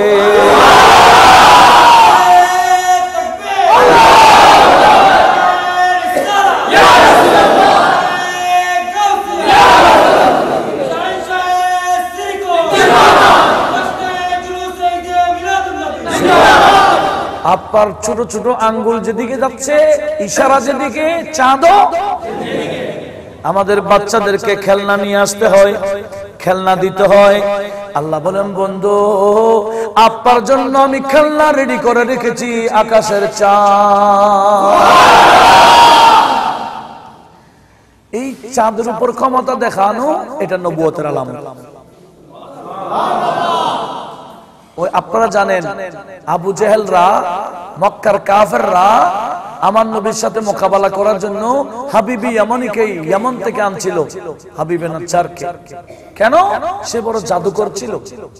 বলে উনি তো বড় জাদুকর, এই মুহাম্মদ জাদুকর, আমরা দেখি কে পারে। অনেক লম্বা ঘটনা, আমি ঘটনা বলতে রাজি না। হাবিবি ইয়ামানি এসে বলছে আমাদের নবীর চেহারা দেখে কাঁপা শুরু করেছে। তার জন্য একটা আসন বানিয়েছিল, সে আসন থেকে উঠে তাড়াতাড়ি আমাদের নবীকে বসে দিচ্ছে। বলে হুজুর আপনার চেহারায় বোঝা যাচ্ছে আপনি কোনো জাদুকর না, এরা আমাকে আপনার মোকাবেলা করার জন্য আনছে, তবে আপনি কি জাদুকর না আর কি? আমি আপনাকে একটাই যাচাই করলে হয়ে যাবে। বলে কি? বলে আপনি যদি জাদুকর না হয়ে নবী হন তাহলে দেখি এই যে চাঁদ দু টুকরা করেন তো। ওখানে কোনো জাদুকরের ক্ষমতা চলবে না, চাঁদের মধ্যে জাদুকরের ক্ষমতা, কিন্তু নবীর ক্ষমতা। আপনি যদি নবী হয়ে থাকেন দেখেন, দেখান। নবীকে দেখান নাই? জোরে বলেন দেখাই নাই?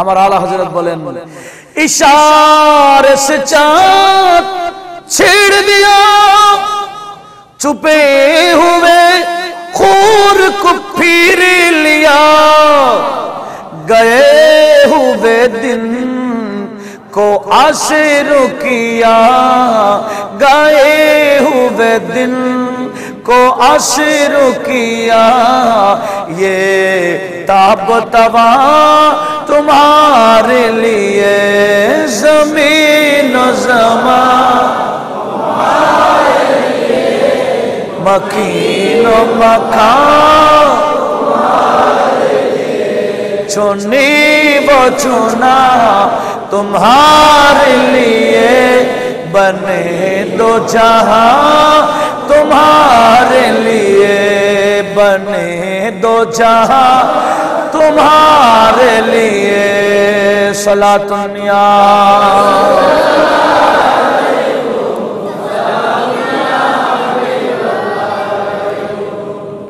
তাহলে নবুয়তের আলামত কি? ক্ষমতা কোথায় দেখায়? ইয়া রাসূলুল্লাহ কে বলতেছে? চাচা মাশাআল্লাহ কে?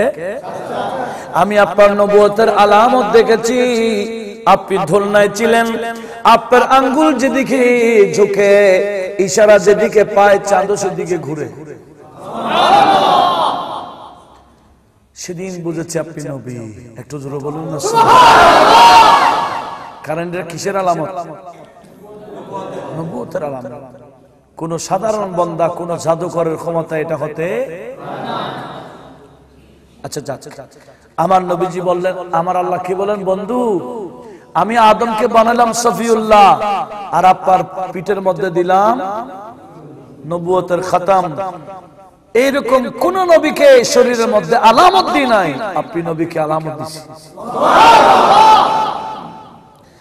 শুধু তাই না, আরো বলতেছেন ওয়াকাদ আতাইতুকাল হাওদা ওয়াশ-শাফাআ ওয়ান-নাকা ওয়াল-কাদিবা ওয়াত-তাজা ওয়াল-ইরওয়াতা ওয়াল-হাজ্জা ওয়াল-উমরাতা ওয়া-শাহরা রমাদানা ওয়াশ-শাফাআতা কুল্লাহা লাকা হাত্তা জিল্লু আরশি ফিল কিয়ামা আলাইকা মামদুদুন ওয়া তাজুল হামদি আলা রাসিকা মাকুদুন ওয়া কারানতু ইসমাকা মা ইসমি ফালা উযকারু ফি মাউদিন হাত্তা তুযকারু মাই ওয়া লাকাদ খালাকতুদ দুনিয়া ওয়া আহলাহা লিওয়ারিফাহুম কারামাতাকা ওয়া মা ওয়া মানজিলাতাকা ওয়া লাউলাকা মা খালাকতুদ দুনিয়া।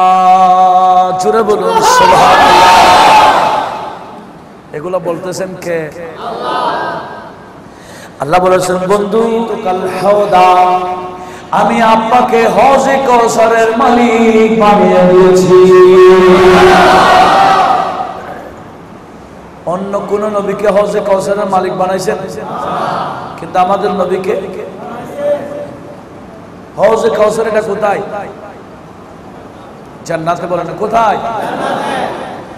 জান্নাতের একটা শাখা নবীজি বলেন আমার মদিনাতে আছে।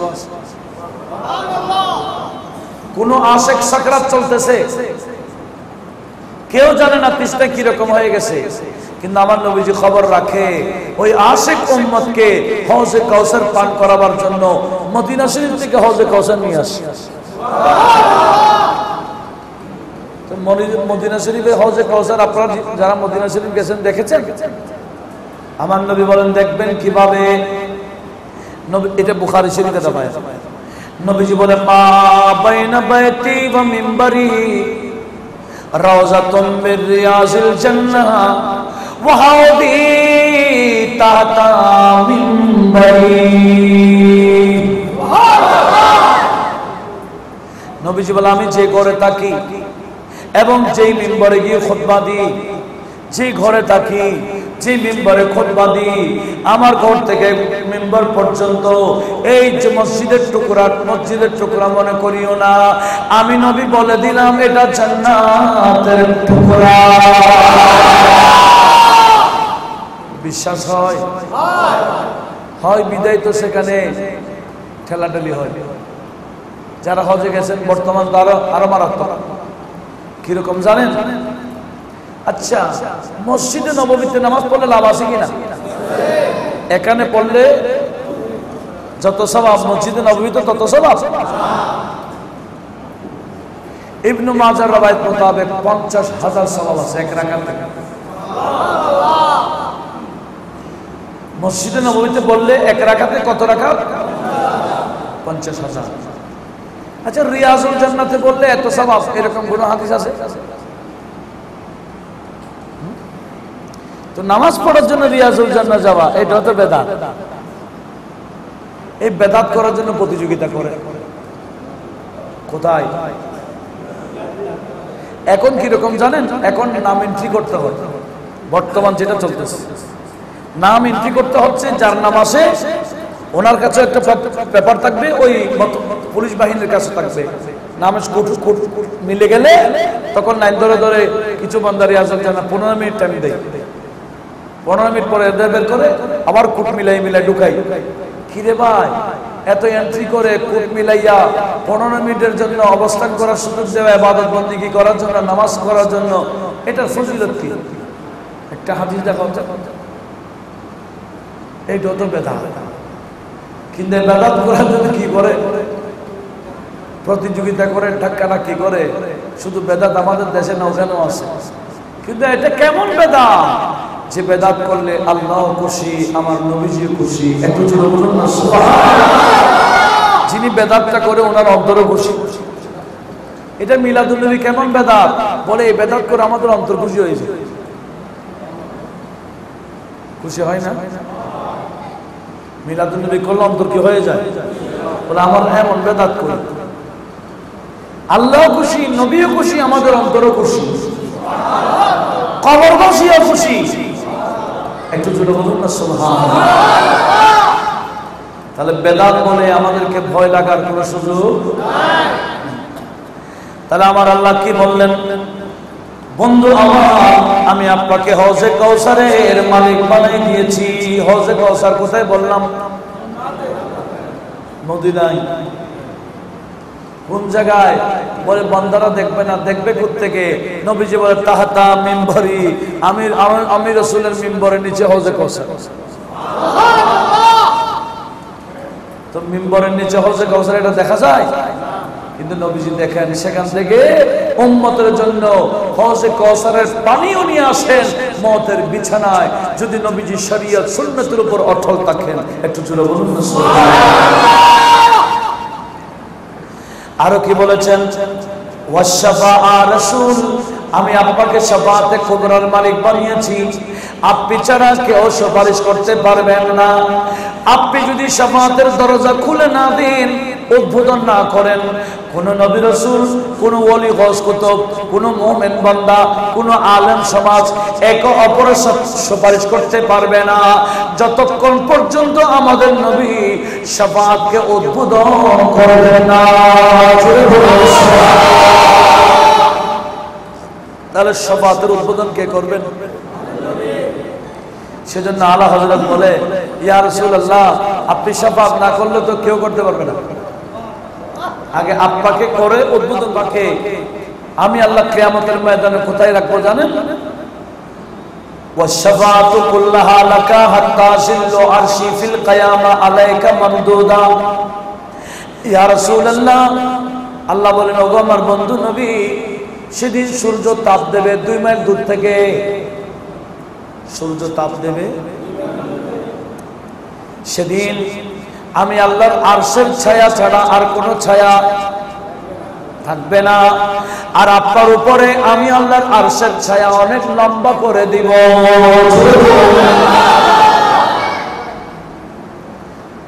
মানুষ তো ছায়ার কাছে যায়, আর ছায়া আমার নবীর কাছে আসে। এটা দুনিয়াতেও ছিল, এমনি আকাশে কি নাই মেঘটাক, কিন্তু নবীজি যখনই ঘর থেকে বের হতেন আকাশে একটা কালো মেঘ এসে যেত, সূর্য এবং নবীর মধ্যখানে একটা ছায়া দেওয়া শুরু করত। সবসময়, হঠাৎ একদিন না, সবসময় নবীজি ঘর থেকে বের হলে মেঘমালা চলে আসত। কি দেওয়ার জন্য? তাহলে নবী এবং আমার পার্থক্য কি? আমাকে ছায়ার কাছে যেতে হয়, আর ছায়া নবীর কাছে আসে। একটু আওয়াজ দিয়ে বলুন না মারহাবা। এই ফজিলত নবীকে কে দিয়েছেন? আল্লাহ বলেন, কিয়ামতের ময়দানে আমি আপনার মাথার উপর আমার আরশে আযমের ছায়া লম্বা করে দেব। আর কি করব? ওয়াতাজুল হামদে আলা রাসিকা মাকুদুন। সেদিন কিয়ামতের ময়দানে আপনার মাথায় আমি আল্লাহ একটা প্রশংসার টুপি দেব। এটা আপনার মাথায় থাকবে প্রশংসার টুপি। জোরে বলুন, প্রশংসার টুপি থাকবে আমার নবীজির মাথায়। একটু জোরে বলুন না সুবহানাল্লাহ। আবার একটা প্রশংসার পতাকাও থাকবে, প্রশংসার টুপিও থাকবে, প্রশংসা, সব প্রশংসা। নবীজির নামও মুহাম্মদ। কেন? মুহাম্মদ মানে যার বেশি বেশি তারিফ করা হয়। আমার নবীজির 7 দিন, নবীজির 7ম দিনে নাম রেখেছেন দাদা। নাম কি? দাদার নাম কি? Abdul Muttalib. উনি নবীজির নাম রেখেছেন মুহাম্মদ। সেদিন আকিকাও করেছেন। আবার আমার নবীজি নবুয়ত প্রকাশের পরও ছাগল জবে করছিলেন। তো মানুষের আকিকাকে 2 বার তো হয় না, জীবন আকিকা হয় কবার? নবীজির আকিকা করছেন কে? হ্যাঁ, দাদা আব্দুল মুত্তালিব। আবার নবুয়ত প্রকাশ করার পরে মিলাদকে কেন্দ্র করে, জন্মকে কেন্দ্র করে ছাগল জবে করেছেন। ঘটনা কি? নবীজি এটাই বুঝেছেন, আমার আকিকা তো আমার দাদা করেছেন, আমার নবুয়তের প্রকাশের পরে আমার মিলাদকে কেন্দ্র করে আমি জবে করে আমার উম্মতকে শুকরিয়া, এটা কুরবানি করার জন্য তালিম দিয়ে দিলাম। নবীজির মিলাদকে কেন্দ্র করে জবে চলে কিনা? এটা নবীর সুন্নাহ। আরে ভাই, এটা কোথায় আছে? এটা জানার দরকার আছে কিনা? এই যে আমি হাদিস একটা বলে দিলাম, হাদিসটা কোথায় কোথায় আছে একটু রেফারেন্স নেওয়ার দরকার আছে কিনা? আপনাদের মনোযোগ থাকলেও এখানে ধারণ করা হচ্ছে, এটা পরবর্তী শুনতে পারবেন। আমি গুনাহগারের একটা তাকওয়া টিভি চ্যানেল আছে, তাকওয়া টিভি, সেখানে বিষয়ভিত্তিক আলোচনা আছে। সেটা আপনাদের ওয়াজ এটাও পাবেন ইনশাল্লাহ সেখানে, ইনশাল্লাহ। তো ওখানে আমি কি বলতে চাচ্ছিলাম, নবীজি কি করেছেন? জবে করেছেন, বলেন না কি করেছেন? ছাগল জবে করেছেন নবীজির মিলাদকে কেন্দ্র করে। একটু জোরে বলুন না সুবহানাল্লাহ। কখন করেছেন? নবুয়ত প্রকাশের পরে। বেশ কয়েকটা হাদিস আমি আপনাদেরকে, হযরত আনাস বিন মালিক আল আনসারী থেকে হাদিস বর্ণিত, যে হাদিস का ना इमाम तबरानी अल मुजमुल औसते 994 নম্বর হাদিসে নোট করেছেন। ইমাম মাকদাসি আল্লাহ হাদিস আল মুখতারাতে নোট করেছেন 1832 নম্বর হাদিস। ইমাম যাহাবী শামসুদ্দিন যাহাবী মিজানুল ইতিদাল নোট করেছেন 4597 নম্বর হাদিস। আবার ইমাম বাইহাকী আস-সুনান আল কুবরাতে নোট করেছেন হাদিস নম্বর হচ্ছে 43। ইমাম শারহ বুখারী ইমাম আসকালানি ফাতহুল বারি শারহ বুখারীর মধ্যে নবম খণ্ড 595 নম্বর পৃষ্ঠাতে নোট করেছেন। কি হাদিসটা শুনেন। আনানাসিন আন্নান নাবিয়্যা সাল্লাল্লাহু আলাইহি ওয়াসাল্লাম আক্কা আন নাফসিহি বা'দা মা বুইসা নাবিয়্যা। আরেকটা আছে আক্কা আন নাফসিহি বা'দা নবুওয়া।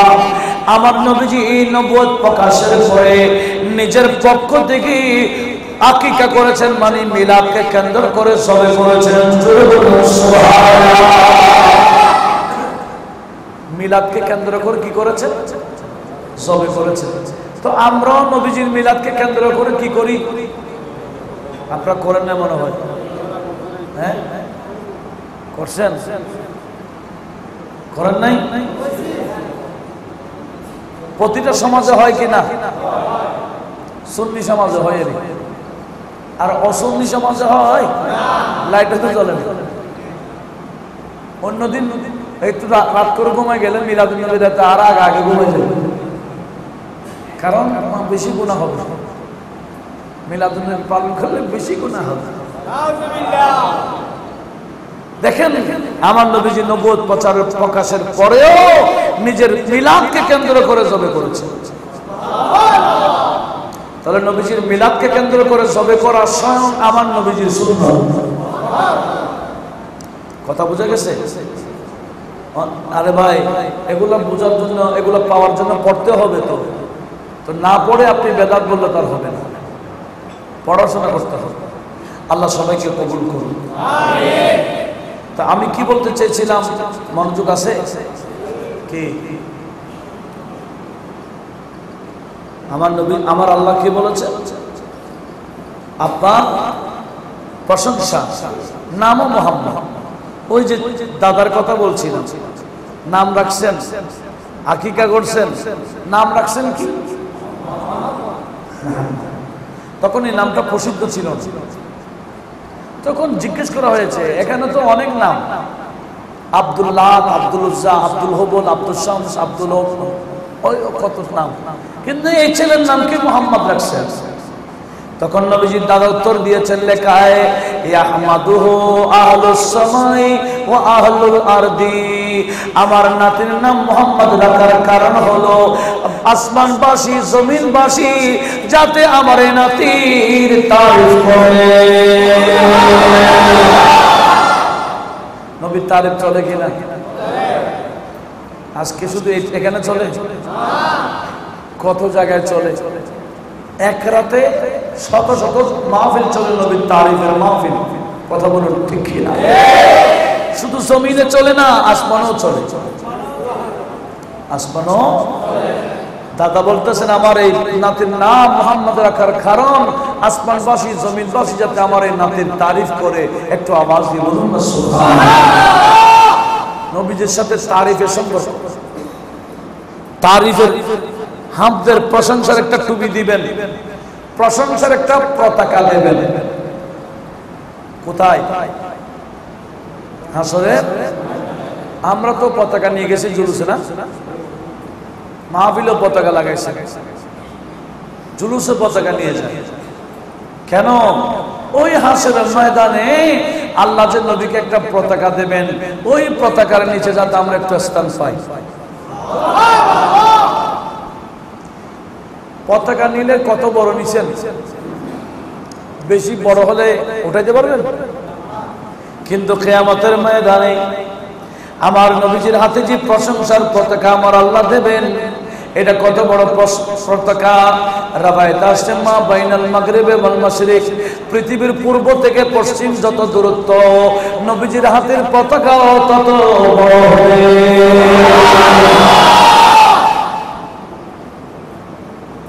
ছোট পতাকা হলে পতাকার নিচে কয়জন থাকবে? হ্যাঁ, ছোট পতাকা হলে একজন দুজন থাকবে, কিন্তু আমার নবী কি বলেছেন?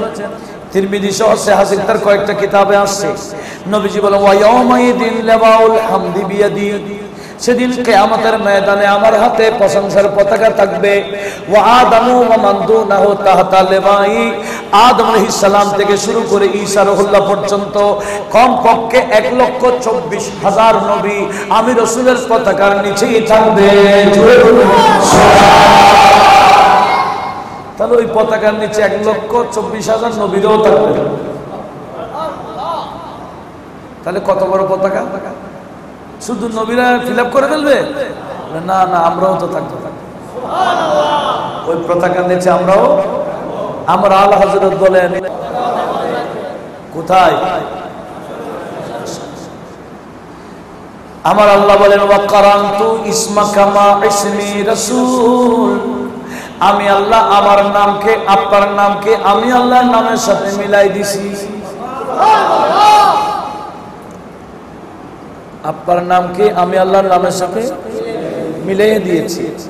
ফালা উযকারু ফি মাউদিন হাত্তা তুযকারু মাই, এমন কোন জায়গা নাই, এমন কোন স্থান নাই যেখানে আমি আল্লাহর জিকির হবে আপনার জিকির বাদ যাবে, এরকম কোন স্থান যেখানে আমি আল্লাহর জিকির হবে সেখানে অবশ্যই আপনার জিকির চলবে। আপনার জিকির ছাড়া আমার জিকির করলে ওই জিকির আমি কবুলও করব না। শুধু নারে তাকবীর বললে হবে? হবে? নারে রাসালাত, নারে তাকবীর যারা আল্লাহ স্লোগান দেন, আল্লাহ বলবে তোদের স্লোগান আমি কবুল করি না। আমার বন্ধু স্লোগান দিস নাই কেন? কারণ আমি আমার বন্ধুকে এমন ভাবে লাগাইলাম, আমার আলোচনা আমার জিকির যেখানে চলবে আমার বন্ধুর জিকিরও চলা লাগবে। নামাজের মতো এত বড় ইবাদত, এই ইবাদত নবীর জিকির চালা হবে নি। তো নবীকে সালাম না দিয়ে নামাজ পড়েন তো, আত্তাহিয়াতু বাদ দিয়ে নামাজ পড়েন তো। এখানে নবীর সালাম আছে কিনা? নবীকে সালাম না দিয়ে নামাজ হবে না। ইবাদতের মধ্যে সর্বশ্রেষ্ঠ ইবাদত তো নামাজ। এই নামাজের মতো গুরুত্বপূর্ণ ইবাদতেও আমার আল্লাহ সেখানে নবীজির তাজিম, নবীজির সম্মান, নবীজির সালাম ফিটিং করে দিয়েছেন। কথা বলুন ঠিক কিনা? এবার কোথায় বাদ দিবেন নবীকে? বাদ দিলে আপনারা নিজেরা বাদ পড়ে যাবেন। নবীজিকে বাদ দিলে নিজেরাও। এই গাজীপুর টাজীপুর কয়েকটা মসজিদে এরকম লা ইলাহা ইল্লাল্লাহ রেখে মুহাম্মদ রাসূলুল্লাহ বাদ দিয়েছে। মুহাম্মদ রাসূলুল্লাহ খুলে নিয়ে ফেলছে। আপনারা ফেসবুকে দেখেন না মনে হয়? হ্যাঁ, এই মুহাম্মদ রাসূলুল্লাহ খুলে নেয় নাই, খলক থেকে ঈমান খুলে গেছে। ঠিক কি না? এদের ভিতর থেকে কি খুলে গেছে? ঈমান খুলে গেছে। আল্লাহ সবাইকে বোঝার তৌফিক দিন। এভাবে নবীকে আল্লাহর সাথে লাগাইলেন কে? আল্লাহই লাগালেন। এই শিরিক করলেন কে? শিরিক মানে মিলে না। এই শিরিক করলেন কে? আল্লাহ। একটু জোরে বলুন না সুবহানাল্লাহ। আল্লাহ বলেন এমন কোন স্থান নাই যেখানে আমার জিকির হবে আপনারটা হবে না। তবে একটা জিকির আছে, আমারটা চলবে আপনারটা চলবে না। একটা জায়গা আছে যেখানে শুধু আল্লাহটা চলবে, নবীরটা চলবে না। বলে কোনটা? বলে মাহবুব আমি আল্লাহ রহমানও, আমি রহিমও, আমি কাহারও। আপনি শুধু তো রহমত, আপনাকে কাহার বানাই না। সেজন্য জবে করার সময়, মুরগি জবের সময় কার নাম? গরু জবের সময়, মহিষ ছাগল জবে করার সময় সেখানে নবীর নাম আছে নাকি? আল্লাহ বলে না না, আপনি তো রহমাতুল লিল আলামিন। গজবে করাটা রহমতের কাজ না, এটা কাহারিয়তের কাজ। এখানে শুধু আমি থাকবো, আপনাকে শুধু রহমতের সাথে রাখবো।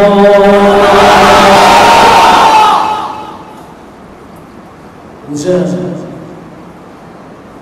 এগুলো মজা লাগে না? আমার তো বলতে মজা লাগতেছে।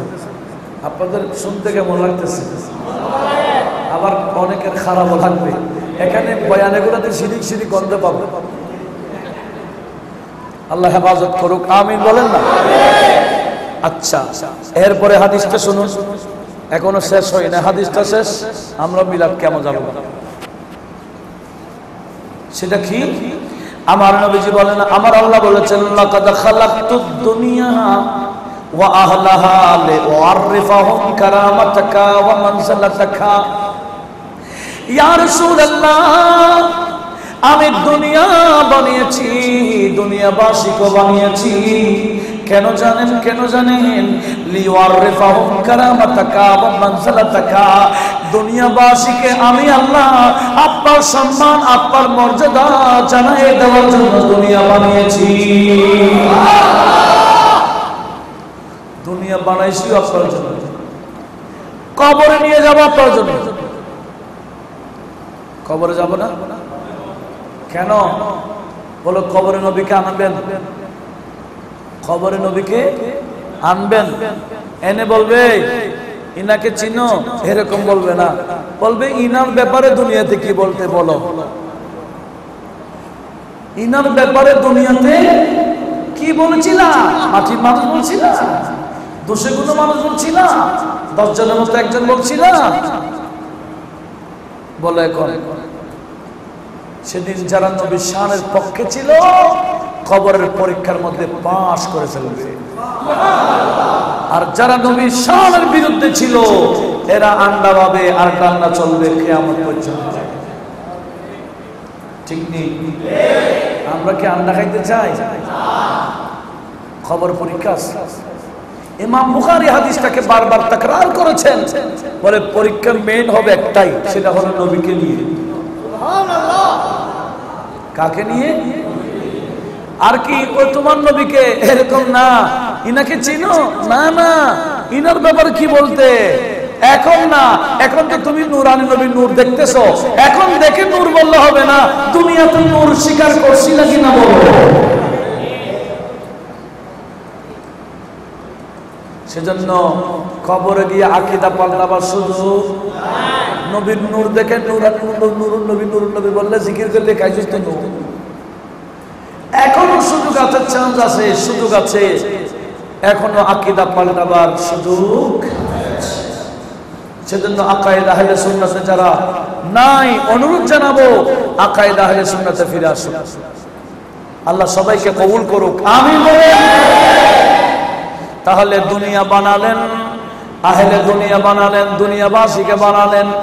আমার আল্লাহ বলে, বন্ধু আপনার শান দেখাবার জন্য কবরেও নিয়ে যাব,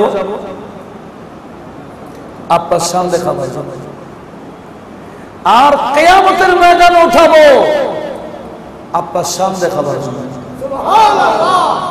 নতুবা আমরা কে কি আমল করেছি আমার আল্লাহ জানে না? হ্যাঁ, আমরা কি গুনাহ বেশি করছি না সওয়াব বেশি করছি আল্লাহ জানে না? আবার পাল্লা কেন? পাল্লা একটা দিবে না? আল্লাহ বলে, ওয়াম্মা মান সাকুলাত মাওয়াজিনুহু ফাহুয়া ফি ঈশাতির রাদিয়া ওয়া আম্মা মান খাফফাত মাওয়াজিনুহু ফাউম্মুহু হাওিয়া ওয়া মা আদরাকা মা হিয়া নারুন হামিয়া। আছে কি না?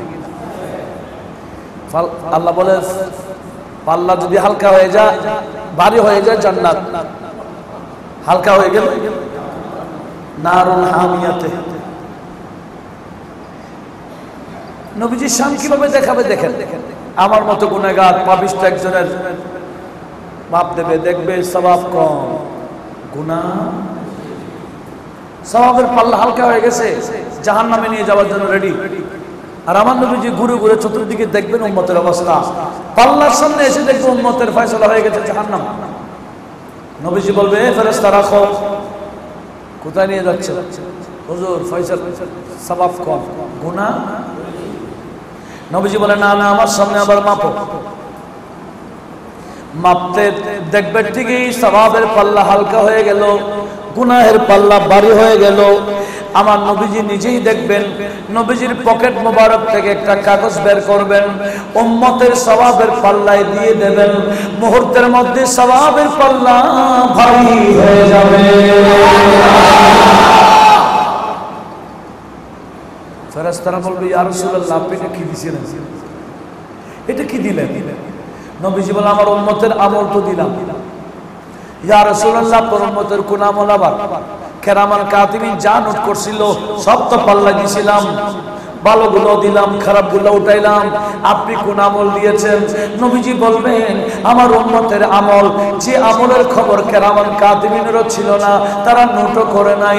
আমার উম্মত মনে মনে আমার উপর দরুদ শরীফ পড়েছিল, আমার উম্মত আমার মনে মনে আমার উপর নাত শরীফ পড়েছিল, কেরামান কাতিবিন শুনেও নাই, নোটও করে নাই, কিন্তু মনে মনে দরুদের আওয়াজ, মনে মনে নাত শরীফের আওয়াজ আমি আমার আপন জায়গা থেকে আমি শুনেছি, আজকের জন্য রেখে দিয়েছি।